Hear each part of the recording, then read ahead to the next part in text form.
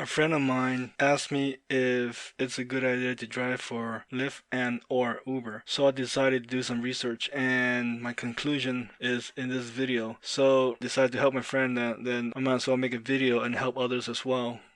Hey, today I'm going to talk about Lyft and Uber, the basically gig economy. That's what they call it nowadays, the gig economy. I'm going to cover should you drive for Uber or Lyft in 2019, who should you drive for, Lyft or Uber, and is it worth driving for Lyft or Uber, and do you need new car to drive for Lyft or Uber. Who should you work for, Lyft or Uber? They are both the same company with different names. Their practices are the same, meaning they steal money from you on a daily basis. Like, for example, let's say that the original contract is 25% from you. All new drivers nowadays, they take 25% from. But instead of sticking to the deal, they actually take over 50% from you. So they basically just stealing from you on a daily basis. In terms of business practice, they are both the same company.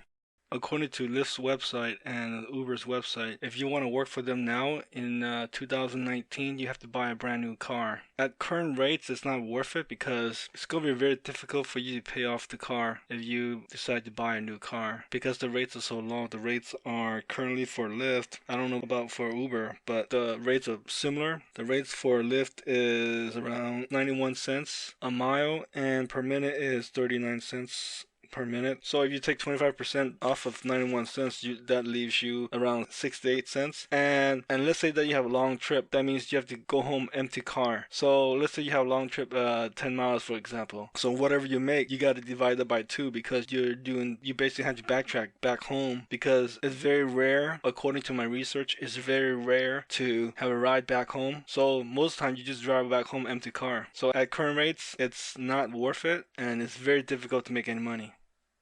Keep in mind that 68 cents you made, assuming you don't have to backtrack to go back home for free, empty car, that 68 cents is before taxes. So you still have to pay taxes after the 68 cents. On top of that, you have to pay for the maintenance cost of your car. So that 68 cents, you have to put it back into the maintenance of your car and taxes before you put anything in your bank. So in actuality, you'll be lucky if you could make half of 68 cents a mile. That 68 cents, you'll be lucky if you could put half of that in your bank. Keep in mind, you are a contractor, so all your business expense comes out of you. You're not an employee.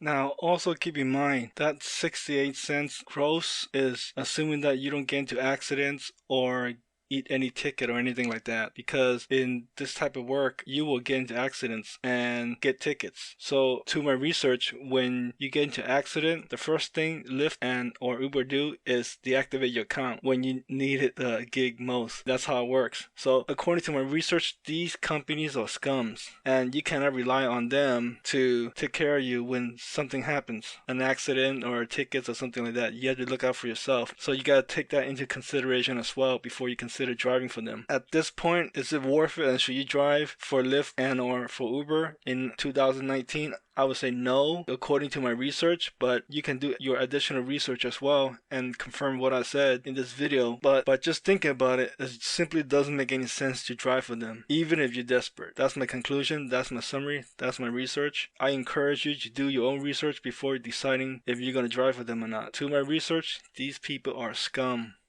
Oh, one more thing I forgot to mention. To my research, the rates for drivers has been going down ever since they started the company for Uber and Lyft. So it's just gonna keep going downhill. Just imagine you're on a treadmill and they'll keep on ramping up the speed until you fall off. So eventually, I don't care how fast of a runner you are, that's an analogy. So at the end, no matter how fast of a runner you are, you're still gonna fall off the treadmill. That's my analogy for the ride sharing gig for Lyft and Uber. The rates, your pay will keep going down. It's in a downslope right now. So it's just a matter of time before the whole gig economy collapses. Actually, at this point, you can't make any money right now.